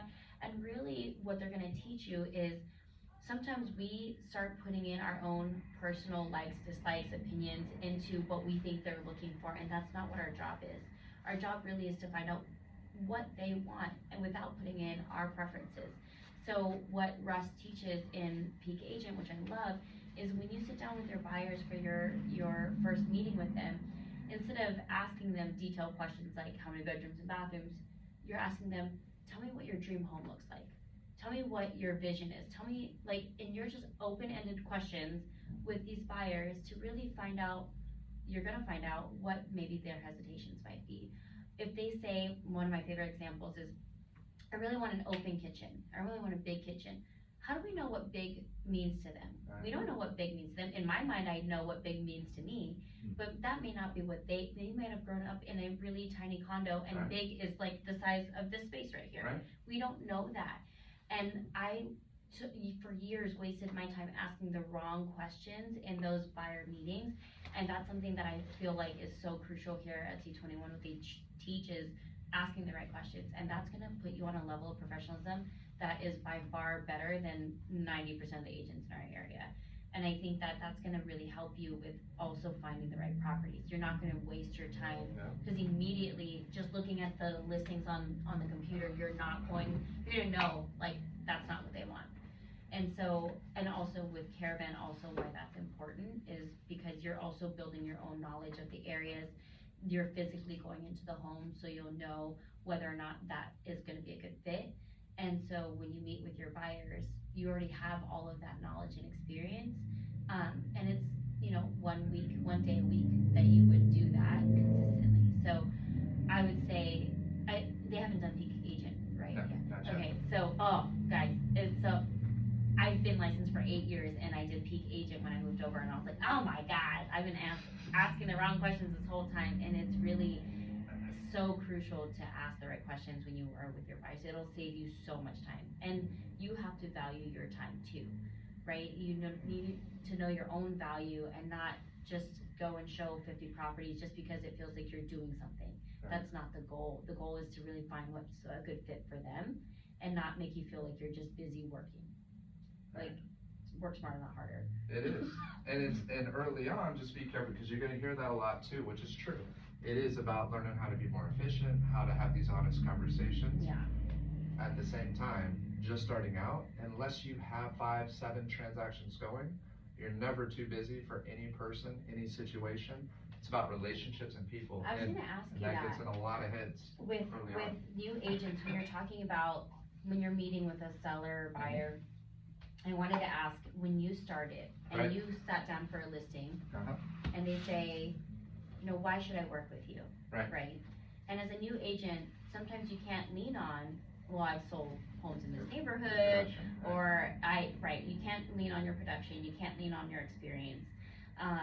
What do you say? Because in training, sometimes they say as an agent, you say, well, you're my only client, or I have all the time in the world to just represent you. Don't ever say that. Right, and so Don't that's ever. what I was taught when I signed with Coldwell Banker No. was as a new agent, you can say like, I have all the time in the world to devote to you. You're my only client. I'm like, wow, that sounds awful. So I never did it. Good. I kind of like faked it till I made it, Well, kind of that's, a thing. they have a feeling, like, Yeah. they know, it was actually like probably my 6th client, who he was just like, alright, we're your first client, right? Like, he's Yeah, bringing like, it up, let's and be real. he's like, we're your first client. I was like, well, obviously, cause they met me at a listing. Yeah. He's like, well, it's gotta be like your 2nd. I was like, no, you're like my 7th. He's like, yeah, that's good, good job, right? I was like, do I seem that bad? He's like, no, you're just young, I can, I'm just Right, assuming. well, because we both started really young. I started when I was 22, Yeah. right? And, Yeah. and she definitely looked younger than 22, Yeah. right? Meeting It like was her a when- challenge. It It's is. a challenge Well, it's- because even at open houses, immediately people would defer, They discount you. Yeah, they Yeah. would say like, oh, well, like, is there another agent I can talk to? Or if I hosted an open house for the listing agent, they never wanted to talk to me. They just wanted to go straight to the listing agent. There's a lot of hurdles of how to get over the whole experience conversation. Like, how much experience could you have? So, yeah, and getting back to her question, they say, what do you have to offer? This is what I wanted you to start practicing. Okay, so write an offer. So this is what your homework is going to be over, the downtime that we have in the next couple weeks. You're going to write an offer. Practice doing that. You're going to practice with anybody that you can practice this communication pattern. Okay, so if somebody asks me a question, any question, doesn't matter what the question is, especially if it's a question that can stump me, like, what do you have to offer? What do you have to offer? So why would I work with you, Maybelline? And go ahead, I'm going to put you on the spot. Why would I work with you? Because I'm gonna have your best interest. I'm gonna do the best I can to, help you get your dream home. I'm gonna listen to you, I'm gonna be here for you, and I'm gonna hold your hand through the whole process. I'm not gonna let you down. Well, That's how would great. you feel about that? I feel great. Good. Steve, why would I work with you? Why should I work with you?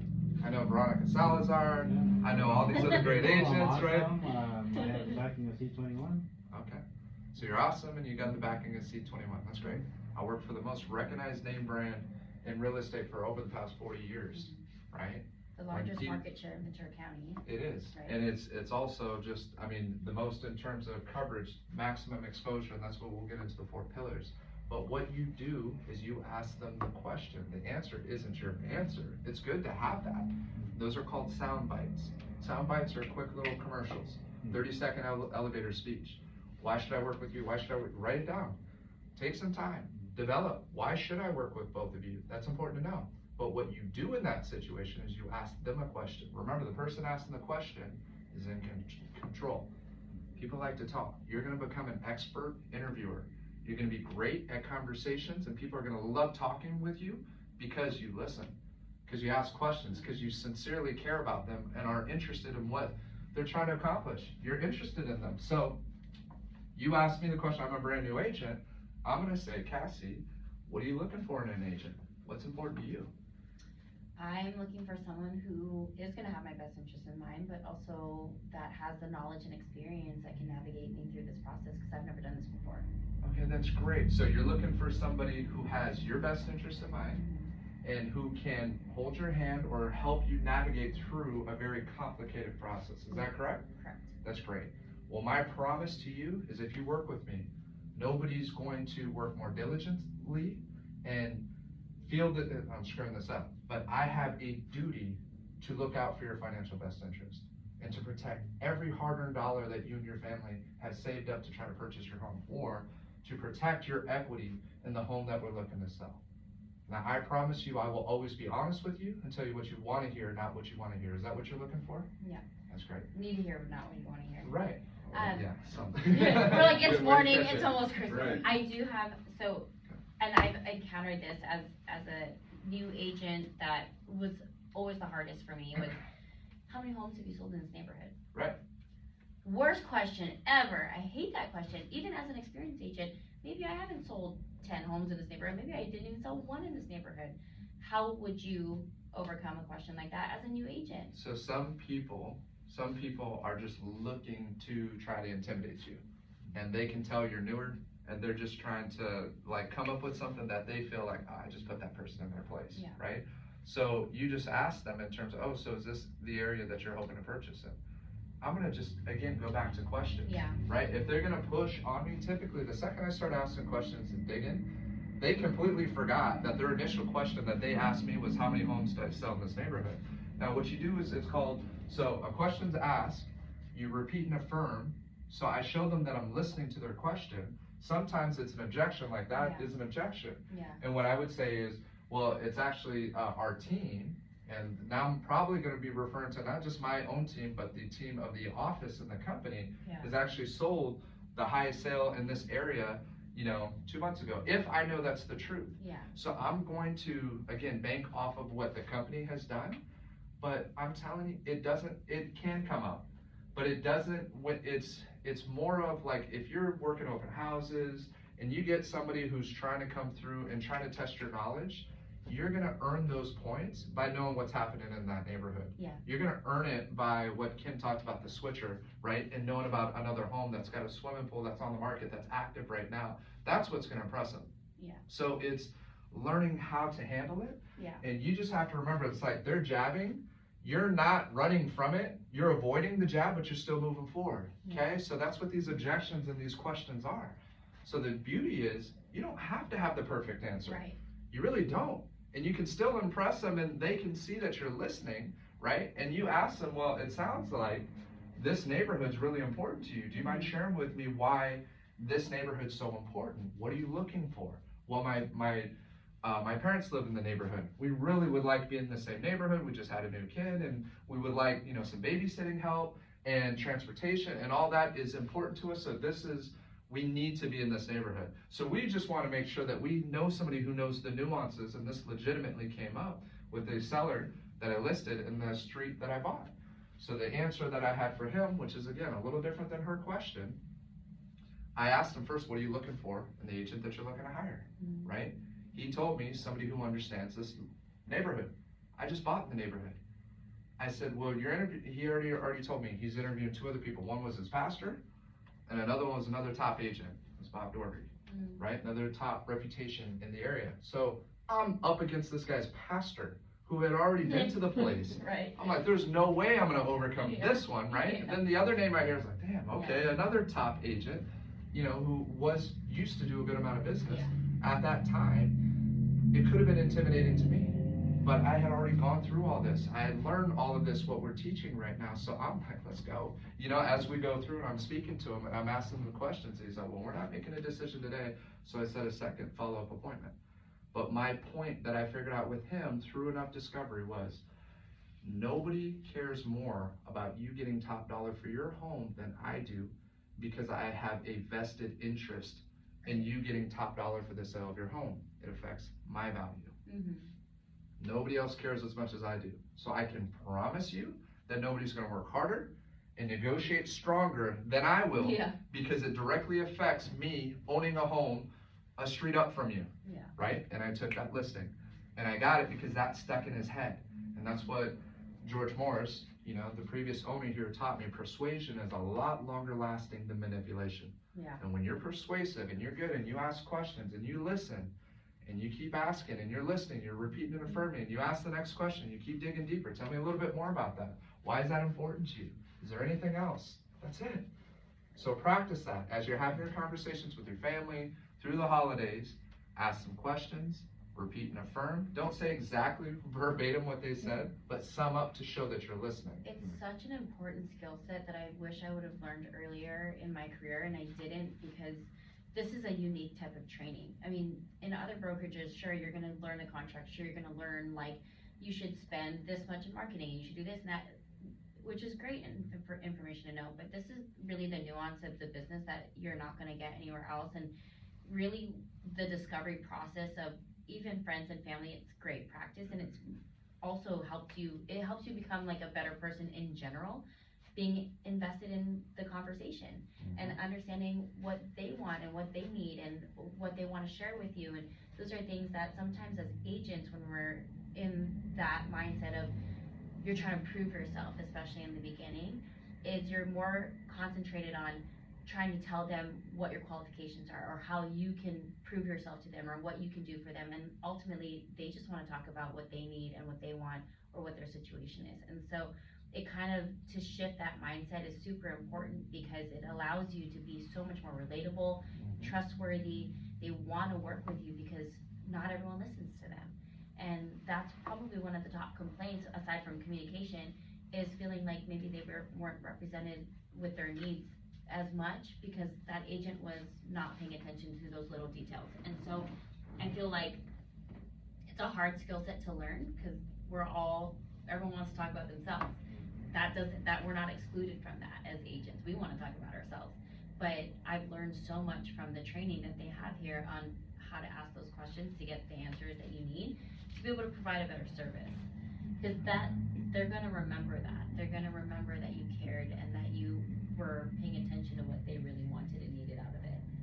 Everyone's different. Yeah, this has been great. I hope you both have, or all of us have been getting good information out of this. Has this been helpful? Yeah. You guys kinda get an idea, just Yeah. putting your head in the right frame in terms of where to focus. So remove expectations. So let's just say commission breath, I'm gonna call it that, okay? And this is gonna help you with negotiating. We're gonna finish with two final things real quick. Okay, there's 3 C's in every conversation. And so everything that you hit on is key, and that is the difference of why I feel that we're effective in helping people figure out how to build their business and grow their business. And it should take pressure off of both of you of knowing this is all people skills, this is relationships, which create opportunities, okay? It's all relationships, which create opportunities because of those relationships you have, and life events happen. And people always have to buy or sell a home in any type of market. So your job is to find the motivated buyers and sellers out there. So you have to figure out, is it gonna be through social media? Is it gonna be through door knocking? Is it calling? Is it working open houses? However it is, however you engage with people, engage with them. And don't be afraid to say that you're excited to work in real estate, and you don't have to say kickstart the career, but you're working with an exciting team, that you are confident and you know that you are gonna be able to provide the best level of service out there possible. But it starts with these relationships. They're gonna hear those opportunities. So the 3 C's: connect, create value, and close, okay? I know I've given quite a bit about your job as a leader and becoming more influential in closing. But with that being said, one of the key things that Russ talks about is you assure your client that you're listening to them, because most people are gonna hesitate and say, hey, I'm not interested yet, I'm just kinda looking, I don't want you to call me, I'm not sure what I want yet. That's all you're gonna hear. Open houses, calls, everything. You're gonna say, that's great. Sounds like you're just starting the process, right? Well, the great news is we work with our clients at their pace. Take all the pressure off. I'm not gonna tell you to write an offer. Now, you already know what's going on in my head. I'm measuring how long it meant from that very first conversation to when they wrote an offer, or when they signed a listing with me. Either way, right? That's my job, is to help do that, because the sooner that happens, the higher the probabilities are that they're gonna work with me. And that's just the reality of it. And it's gonna be more than likely that we're gonna get them what they want. But it goes cold over time, and we stay separated, so we have to stay in touch with them, okay? So connect, create value, close. Every conversation, just remember that. You connect by asking questions, listening. You also create value by doing the exact same thing. There's other ways of creating value too, but the biggest thing is asking good questions that actually lead to a certain outcome. Remember, telling is repelling. If I tell you, or Cassandra tells you how great she is as an agent, you're probably like, all right, you're pretty full of yourself. Like when I brought up closing over 150 homes, you could take like, wow, that's impressive, or that's not that much. You've been doing it for a long, almost 20 years. You should have closed more homes than that, right? You can think a lot of different things. Or it could be like, this guy's just full of himself. But if I ask you what's important to you, and you tell me I want somebody who has a proven track record, who knows how to protect their clients, who've done these things, now if I share with you, well, that's great. So what it sounds like is you want a area expert, right? Well, what if I shared with you that I've closed over 150 homes and not one person has lost a dime in their earnest money deposit, and the client knows what an earnest money deposit is? Do you think that'd be relevant? Would it be powerful? Would it create value, right? Mm-hmm. So now if I ask the question, so is that important to you? Is that what you're looking for? That's called a tie-down question. I'm not just stating I'm great, I've done this. I'm asking them, is that important to you, Maybelline?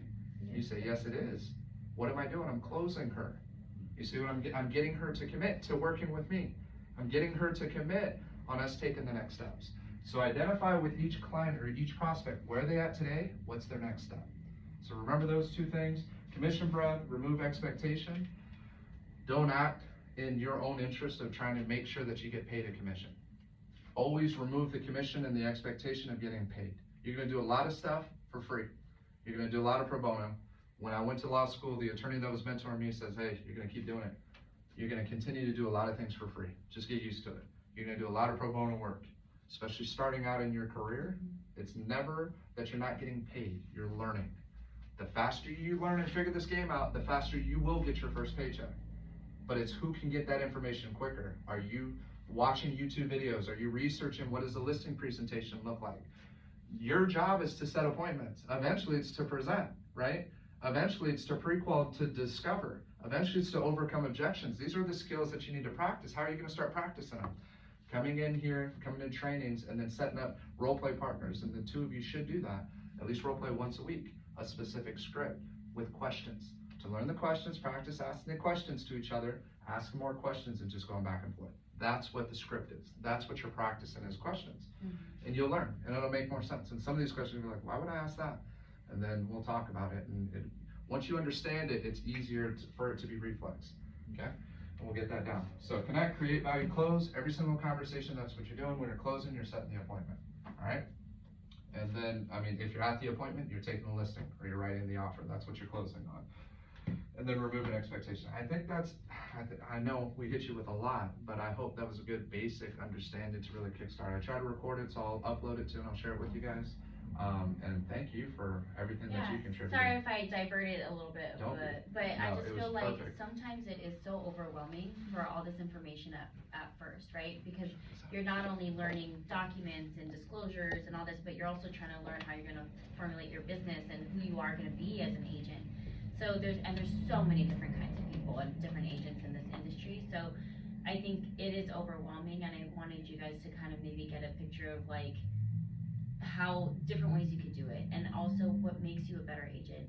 There are people that do so well by cold calling or expired listings and FISBOs and things like that. I've never been that person, and so I wanted to kind of give you guys a little snapshot on like I've more been like my sphere of influence, my friends and family, networking, and becoming that person that has long-term relationships and friendships with my clients, because I feel like that, to me, is how I wanted to build my business. Not Right. everyone builds their business that way. Yeah. So yes, it's important to know all of this in and out, absolutely. But also start to figure out who you really want to be as an agent and how you want to interact with your clients, because that's going to be a good foundation to build off. You don't want to waste time. Like I could have been doing this for years, and I wish I would have, because I think that it would have made me better from the get-go versus having to learn over the last 8 years. Well, but part of it also though is you learn through doing. Yeah. And you only realize what you know because of everything else that you did prior to that. If you came right out the gate, that's what happens. A lot of new agents come into our peak agent, they come into our contract, or even this training, and they're not realizing the gold that they're getting right now because you haven't gone through it. Right. You haven't done it, you have no reference point yet, right? So the key is, part of it is trust the process, plug in, be coachable, right? Come in here to learn, show up, come professional, just like you're both doing, which is great. You know, it is obviously a holiday time. I doubt there's any other company out there right now doing what we just did. I can bet money.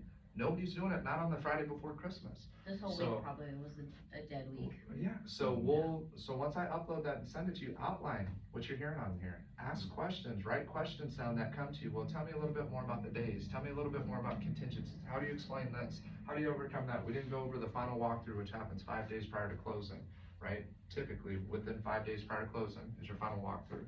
That's your last time to check, especially if you do a request for repairs. So we'll get into more of those details. And these can easily turn into 2-hour plus trainings, right? Because there's so much. There's so much. But we're gonna break it down and hopefully give you the overview, and then you're gonna have more questions as it comes up to really understand it. Because once you understand that piece, that was my training, was a home buyer class.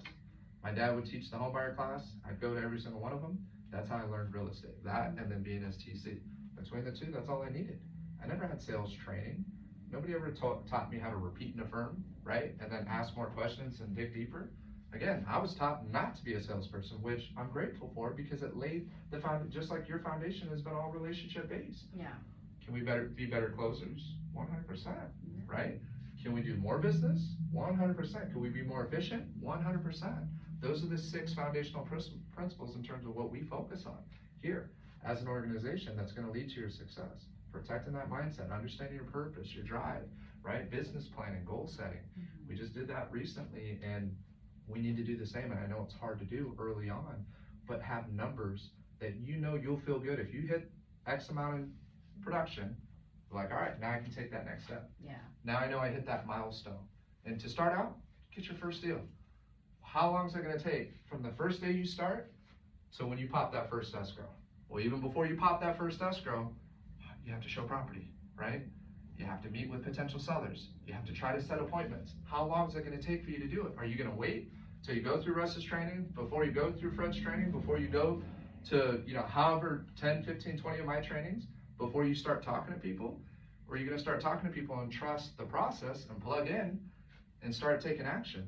I did my first deal in my first month. Well, it was because my dad handed me a lead. And I'll be real and honest with you. He had a listing, 700,000 North Oxnard.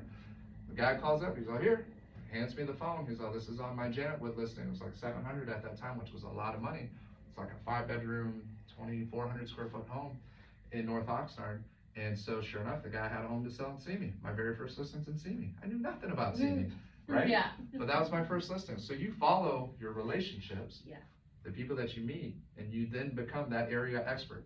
And then so I'm on the MLS looking up every sold property, every active, every penny. I'm trying to sound educated for when I meet with them, and we'll teach you that, how to do it. You guys have such a great support system for whatever facet that you need help with. I mean, it's really, like you said, don't wait to just do all the trainings and then get to it. Just as it comes, there's people that can help you and help navigate that process and answer any questions. Because you don't want to miss opportunities, and there will be opportunities, especially going into the holidays. You're going to be around a lot of people, family, friends, and you don't want those relationships to feel like work, obviously, but those are also opportunities. My first deals were from family. I was super lucky that I got those right up front because it gave me the confidence to then be able to get other deals from people and know that I had the experience. But you're going into a period of, there's gonna be conversations that come up, and don't miss out on those too. What did you guys do before? You guys are newly licensed both, right? Yeah. Yes. What did you do before? I'm still working. I'm a claims adjuster, Okay, so I deal with like car accidents and Yeah. determine who's at fault. at where? Kemper? Okay. And what did you do before? I worked at the county, At the county? Mhm. Oh, what did you do there? housekeeping. Oh, okay. And so you both just got licensed recently? Yeah. Yes. Okay. Mine was November. November, and when did you get? End of October. Okay, wow. It's so exciting, like, Both brand new. yeah. But I mean, you both, to start, and we're not just saying it, but you chose the right environment that's gonna give you a chance to succeed. And legitimate, and it's no BS, and I heard Ray DeSilva tell an agent that's a good friend of mine, he's like, if you can't make it work here, then you're not gonna be able to make it work anywhere. And that's the reality of it. You're gonna have everything in front of you. It's up to you how fast you learn it, how coachable you are, how bad you want it. What are you willing to do? What are you willing to do in terms of your effort in finding, because that's your job, and it's hard to do, especially early on. You have that commission breath. People wanna stay away from you because you're new, right? They wanna stay away for a lot of different reasons, and it's hard. And you're gonna have close friendships. I hate to be the realist in this situation, but with my wife, I mean, she's my godmother of my youngest daughter, and she walked into an open house and bought a Victoria estate, right? And my wife just got her license. Well, her other gal, who also was in her wedding, just listed and purchased another property and said she wasn't gonna work with me because she was waiting for Danielle to get her license. But Danielle gets her license, still doesn't use her. 3 deals right out the gate, right? And Danielle's like, oh my gosh, like, I said, welcome to real estate. Yeah. I said, that's the reality of it. And don't take it personally. You can't, but it's hard. Yeah. It is so hard, especially Yeah. when you care about your relationships as much as you do, and then they work with somebody else. The reality, we try to do as much as we can to stay close with people, but every person you know knows 5 agents out there. Yeah. That's why your skill sets But- have to be strong. Yeah. And I would say that when that happens, and it will happen, that your response needs to be just pure happiness for them. Yeah. Because I promise you, there will be times where they will take that in and be like, oh my gosh, I can't believe that's how they reacted, and you will get a deal from them. Yep. I've had it happen multiple times where either they decided to list with someone else, that listing didn't work out, I ended up working with them after that because I didn't react in the, I can't believe you didn't use me way. Right. And so that, because you really need to uphold that relationship above all else. It is hard though, obviously, because you want the deal, but you need to just be happy for them and they will start appreciating that, and that business will come to you so much quicker and much more because they're gonna trust that you didn't look at them as your next commission. Because, Right. and I've never heard the whole commission breath thing, but it is so true. Like, in the beginning, you are so dead set on like, I need to make a commission, I need to get a deal done. People don't like to be treated that way. No. And so I think that to go forward in your business as mindful of keeping those relationships and honoring that relationship versus making them your next commission is gonna be really important. Yeah. Cause we've all lost deals from people and Yeah. it happens. It won't be the first or last time. It's not something to focus or dwell your energy on. It's an opportunity, as Cassie mentioned, because it will lead to future business if you handle it the right way. So just remember, like, everybody, and I'm trying not to continue, I'm trying to wrap it up, but these are all important things that I know my dad taught me very early on, very similar to what Cassandra just hit on, and we'll just finish on that point because it's critical. It's gold. Look forward to bad situations, because it's how you respond to those bad situations that are gonna define your character and who you are, and give you the opportunity to show that you're different than everybody else, okay? So the big thing my dad taught me, it was two things, I mean, it was a bunch, but two main things. One, never trade your integrity for any amount of money, period, right? Your integrity is always the most important thing. Always do what's right, always do what's in the best interest of somebody else, you're gonna be okay. Knock on wood, you won't get sued, right? Even in this type of society. Yeah, right. If you, I don't even know if these are real wood over Yeah, here, right? knock on something. Doesn't matter. The second thing is bad news needs to travel faster than good news. Everybody can deliver good news. It's your ability to deliver bad news that's gonna separate you from the competition. And doing exactly how you respond to a bad situation. I was waking up and my client knew it, wrote an offer, had a listing for 4 months, he writes an offer on the property, I meet him at an open house, beautiful family, kids braces, and they're coming down the stairs. I remember 2 sweet girls, and they're so excited. He's like, you give me this house, I'm gonna list my home with you in Oxnard. I've already sold 2 others with the sister sale. He's like, I promise you, you get my offer accepted, I'm gonna list with you. So sounds good. So I accept his offer. He's about to list with me. Next day, calls me up, 7 in the morning. It was like 6:58, right? He's like, are you just waking up? And I was. And he's just like, I'm sorry, man, we couldn't sleep last night, man. He's like, we have to cancel this transaction. I'm kind of half awake. I'm not even fully engaged in here. I'm like, that's okay, man. You know, you got to do what's best for you and your family. And he hears my response. He said, you know what? He said, you're a good guy. He's like, I am going to list my home with you, and I am going to buy my home with you. If we're going to Vegas about a month. I got some work stuff. I'll be back, and I'm calling you up. He did. Showed him some $800,000 homes right after that when he got back, because of how I handled that situation. Even though I had that listing for 4 months, it was a $780,000 listing, 22, 23 years, it was 22 because it was like my 6th transaction.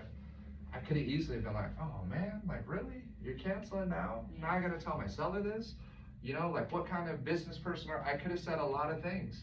There's no point. They were stressed out all night. You have to listen to them, be empathetic, understand their situation. Everything else works out. But that's just, we'll finish on that, because otherwise we'll keep going. Yeah, this is going on that one. Her and I will just keep going with it. We got a lot to share with you. Yeah. But Cassie, thank I'm you so much. excited for you No, it's guys, great. so- Thank you So guys. we're going to I hope that was work helpful. to work on